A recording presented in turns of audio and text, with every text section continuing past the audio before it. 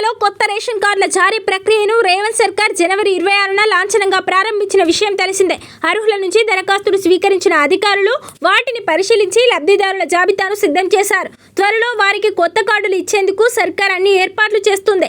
అయితే గ్రాడ్యుయేట్, ఉపాధ్యాయ, ఎమ్మెల్సీ ఎన్నికల కోడ్ రావడంతో కార్డుల పంపిణీ ప్రక్రియకు బ్రేక్ పడింది. ఈ క్రమంలో సీఎం రేవంత్ రెడ్డి ఆదేశాల మేరకు ఎన్నికల కోడ్ లేని ఉమ్మడి మహబూబ్ నగర్, రంగారెడ్డి, హైదరాబాద్ జిల్లాలో కొత్త రేషన్ కార్డుల పంపిణీకి అధికారులు ఏర్పాట్లు చేస్తున్నారు. రేషన్ కార్డుల పంపిణీలో ప్రభుత్వం కీలక నిర్ణయం తీసుకుంది.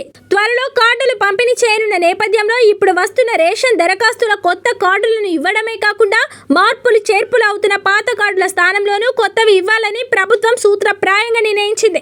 దీంతో వచ్చే నెలలో కొత్తవి, పాతవి కలిపి దాదాపు 1 కోటి రేషన్ కార్డులను పంపిణీ చేసేలా అధికారులు కసరత్తు చేస్తున్నారట. ప్రస్తుతం రాష్ట్రంలో 89.96 లక్షల రేషన్ కార్డులు ఉన్నాయి. కొత్తగా ఇచ్చే కార్డులను కలుపుకుంటే ఇవి 1 కోటికి చేరుతాయని అధికారులు పేర్కొంటున్నారు. పాత రేషన్ కార్డుకు కొంచెం తక్కువలో పోస్ట్ కార్డు సైజులో ఉండేలా కొత్త రేషన్ కార్డు డిజైన్ రూపొందిస్తున్నారు. కొత్త రేషన్ కార్డులకు సంబంధించి పలు డిజైన్లను ఇప్పటికే పౌర సరఫరాల శాఖ అధికారులు ముఖ్యమంత్రి రేవంత్ రెడ్డికి చూపించారు. ఇదిలా ఉంటే రాష్ట్రంలో అనేక పథకాలు మహిళల పేరుపైనే ప్రభుత్వం మంజూరు చేస్తుంది. రేషన్ కార్డులు కూడా వారి పేరు మీదనే ఇవ్వాలని సర్కార్ భావిస్తుందట.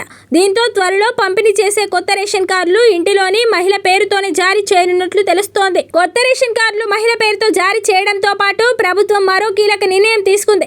రేషన్ షాపుల్లో బార్ కోడ్ మిషన్లు పెట్టడం ద్వారా నేరుగా ఆన్లైన్లో బార్ కోడ్ స్కాన్ చేసి బయోమెట్రిక్తో నెల బియ్యం పంపిణీ చేయాలని ప్రభుత్వం ప్లాన్ చేస్తుంది. ఈ విధానం ద్వారా పారదర్శకత కూడా ఉంటుంది. దీంతో కొత్త రేషన్ కార్డులో బార్ కోడ్ లేదా క్యూఆర్ కోడ్ ఉండనుంది. అడ్రస్తో పాటు కార్డు ఏ రేషన్ షాప్ పరిధిలో ఉందనే వివరాలు ఉండనున్నాయి. పోస్ట్ కార్డ్ సైజులో ఉంటే దానిపై ముఖ్యమంత్రి రేవంత్ రెడ్డి, పౌర సరఫరాల శాఖ మంత్రి ఉత్తమ్ కుమార్ రెడ్డి ఫోటోలతో పాటు ప్రభుత్వ లోగో కూడా ఉండేలా ప్లాన్ చేస్తున్నారు. దీనిపై కుటుంబం మొత్తం గ్రూప్ ఫోటో ఉండాలా లేదా అనే అంశంపై చర్చ జరుగుతోంది. అయితే ఎప్పటికప్పుడు రేషన్ కార్డులో మార్పులు జరుగుతున్నందున ఫోటో లేకుండానే కొత్త రేషన్ కార్డులు ఇచ్చే అవకాశం ఉంది.